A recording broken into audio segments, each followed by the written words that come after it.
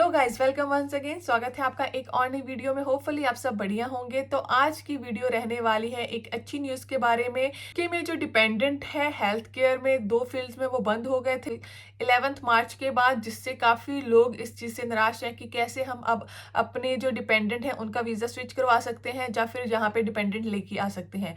But health care की जो बाकी सारी फील्ड्स हैं वो अभी भी ओपन है। उसमें कुछ फील्ड्स ऐसी भी हैं जिसमें कि आपको ज़्यादा कोई रिक्वायरमेंट नहीं चाहिए होता, जिसमें आप अपने डिपेंडेंट ला सकते हो। ऐसी ही एक फील्ड की आज मैं बात करने वाली हूँ, ऐसे ही एक कोड की आज मैं बात करने वाली हूँ जिसमें आप अपने डिपेंडेंट साथ में स्विच करवा सकते हो या फिर साथ में लेके आ सकते हो, और जिसकी जॉब की रोल रिस्पॉन्सिबिलिटीज इतनी ज़्यादा डिफ़िकल्ट नहीं है, या फिर मैं बोलूँ कि उसकी जो रिक्वायरमेंट है उस जॉब को लेने के लिए इतनी ज़्यादा डिफ़िकल्ट नहीं है। तो अगर आप यूके में हो, अपना वीज़ा स्विच करवाना चाहते हो एज ए केयर, या फिर अगर आप यूके से बाहर से यहाँ पे यूके में आना चाहते हो एज ए केयर वर्कर, तो ये फील्ड आप यूज़ कर सकते हो अगर आपको इसमें स्पॉन्सरशिप मिल जाए। तो डोंट स्किप दिस वीडियो, ये वीडियो आपके लिए हेल्पफुल रहने वाली है।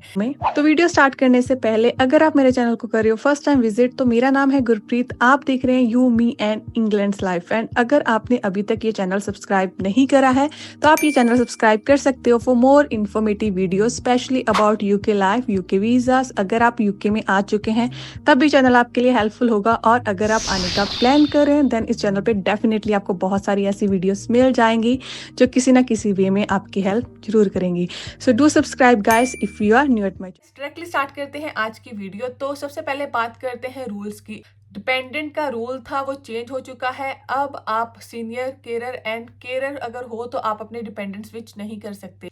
तो दो मेनली कोड थे जो थे 6145 6146, जो कि अब चेंज होके बन चुके हैं 6135 6136। तो कोड चेंज होने से दोनों ही जो फील्ड्स हैं उन पे कोई भी डिफरेंस नहीं आया है। अभी भी आपको इन दोनों फील्ड में केयरर एंड सीनियर केयरर में डिपेंडेंट अलाउ नहीं है। पर उसके अलावा हेल्थ केयर की बाकी जितनी भी फील्ड्स हैं उनमें आप अपने डिपेंडेंट साथ में ला सकते हो।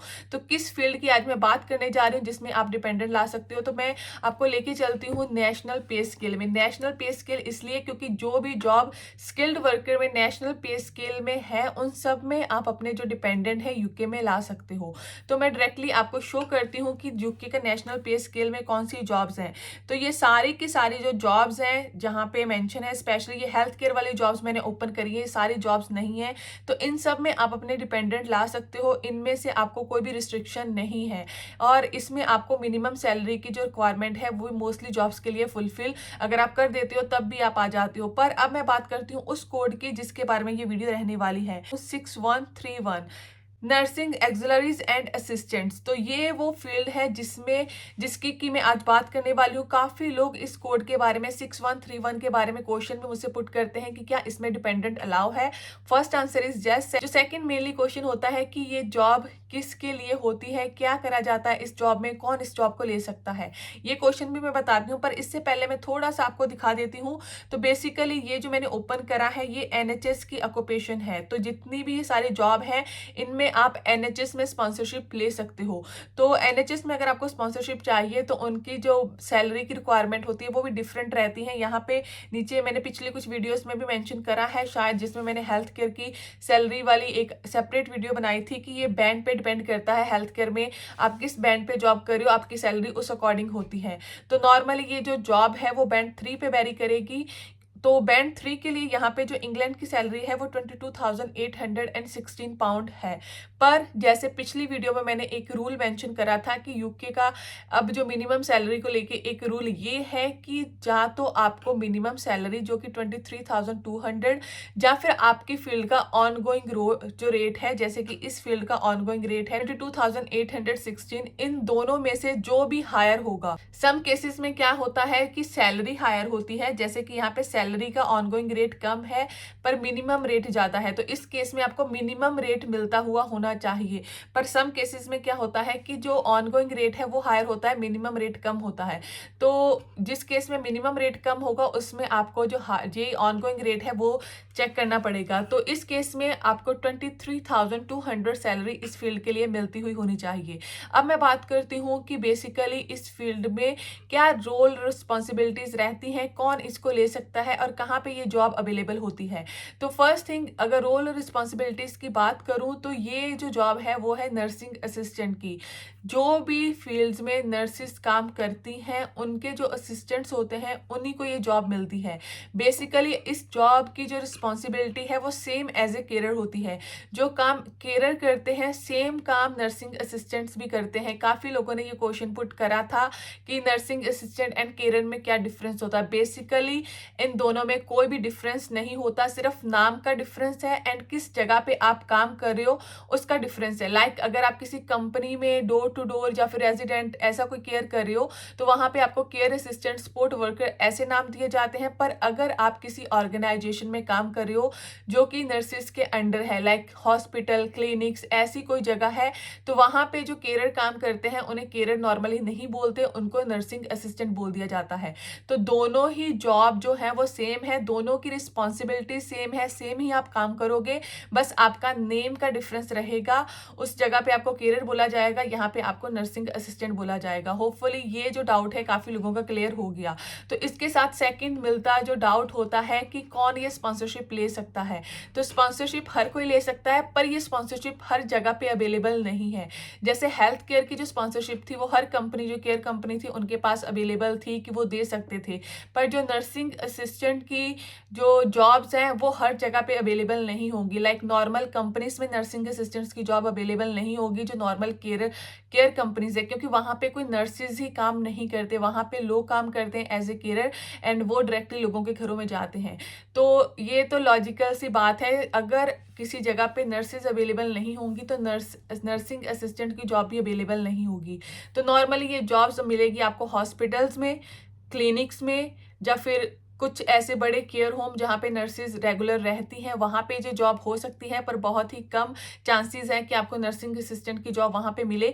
तो मेनली जो टारगेट है वो हॉस्पिटल एंड क्लिनिक्स होते हैं, वहाँ पे अगर आप काम करते हो तो आपको नर्सिंग असिस्टेंट की जॉब मिल सकती है।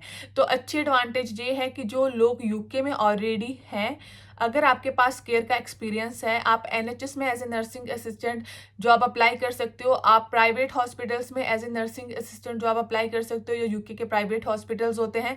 उसके अलावा जो बाकी क्लिनिक होते हैं, जैसे डेंटल क्लिनिक होता है, वो भी अंडर एनएचएस ही आ जाते हैं। कुछ प्राइवेट्स भी अवेलेबल हो सकते हैं, उनके अंडर आप as a nursing assistant job apply कर सकते हो। अगर आपको ये जॉब मिल जाती है तो इस फील्ड में आपको स्पॉन्सरशिप मिल सकती है। एनएचएस एक अच्छी ऑप्शन रहती है अगर आप as a care NHS join करते हो एंड आपका जो जॉब ऑफर है उस पे 6131 कोड मेंशन है। इट मीन्स कि आप स्पॉन्सरशिप के लिए एलिजिबल हो, एज ए केयर भी आप स्पॉन्सरशिप के लिए एलिजिबल हो, एंड अगर आपकी जॉब बैंड 3 पे है। तो अब मैं बात करती हूँ इंटरनेशनल लोगों की। इंटरनेशनल लोगों को स्पेशली ये चीज़ चेक करने की ज़रूरत है जो कि एजेंट्स के थ्रू आ रहे हैं कि क्या कौन सी जगह पे आपके जो एजेंट्स हैं वो आपको भेज रहे हैं। अगर वो आपको सर्टन किसी कंपनी में भेज रहे हैं देन ये पॉसिबिलिटी बिल्कुल भी नहीं है कि आपको ये स्पॉन्सरशिप मिल जाएगी, क्योंकि कंपनीज में नर्सिंग असिस्टेंट की जॉब अवेलेबल नहीं होती। मैं आपको शो भी कर देती हूँ इसका प्रूफ। यहाँ पे जब हम एलिजिबल ऑक्यूपेशन चेक करते हैं कि कौन सी जॉब्स एलिजिबल हैं, उसमें स्पेशली मेंशन करा हुआ है, ये मैं आपको शो कर देती हूँ। वहाँ पे स्पेशली मेंशन करा हुआ है इन हॉस्पिटल्स। तो ये है skilled worker visa eligible health care and education jobs. तो इसमें अगर हम नीचे जाके कोड चेक करेंगे 6131, तो यहाँ पे मेंशन है axillary nurse health care assistant hospital service की। हॉस्पिटल्स में जो सर्विस देते हैं उनके लिए ये कोड है। एंड इसके बाद इन्होंने नीचे अलग अलग जो इसके टाइटल्स हैं वो भी मेंशन करे हैं, health care, support worker, nursing assistant, nursing auxiliaries. तो अगर आपके जो जॉब का टाइटल है वो सपोर्ट वर्कर भी है, पर आपका जो जॉब कोड है वो 6131 है, देन उस केस में आपको ये जॉब मिल सकती है। पर स्टिल ये हॉस्पिटल्स में होनी चाहिए, लाइक हॉस्पिटल्स के एरियाज में होने चाहिए। ऐसा नहीं है कि आप एक कंपनी में सपोर्ट वर्कर जॉब कर रहे हो एंड कंपनी आपका 6131 कोड मेंशन कर दे, वो पॉसिबल ही नहीं है। उस केस में आपका कोड 6135 ही रहेगा या 6136 ही रहेगा। 6131 कोड आपका नहीं हो सकता किसी कंपनी कंपनी में। तो मेक श्योर करो कि आपके कंसल्टेंट अगर आपको इस फील्ड में भेज रहे हैं तो वो कौन सी जगह पे आपको जॉब दिलवा रहे हैं, सो दैट कि आपका जो कोड है 6131 है। क्योंकि इन केस अगर आपकी जॉब की जो जगह है वो अप्रोप्रिएट नहीं होगी as per this rule, then आपके वीजा के रिजेक्शन के चांसेस होंगे, आपके कॉस के रिजेक्शन के चांसेस ऑब्वियसली बढ़ जाएंगे। कॉस मिलना पॉसिबल नहीं है। अगर कॉस मिल भी जाता है तो वीजा के टाइम पे अगर ऑफिसर को ये चीज माइंड में आएगी तो आपका वीजा डेफिनेटली रिजेक्ट हो जाएगा। तो गाइस, अच्छी बात यह है कि ऑप्शंस अभी भी आपके पास अवेलेबल हैं एज ए केरर यहाँ पे वर्क करने के लिए विद डिपेंडेंट, बट बहुत ही लिमिटेड जगह पर ये ऑप्शंस अवेलेबल हैं।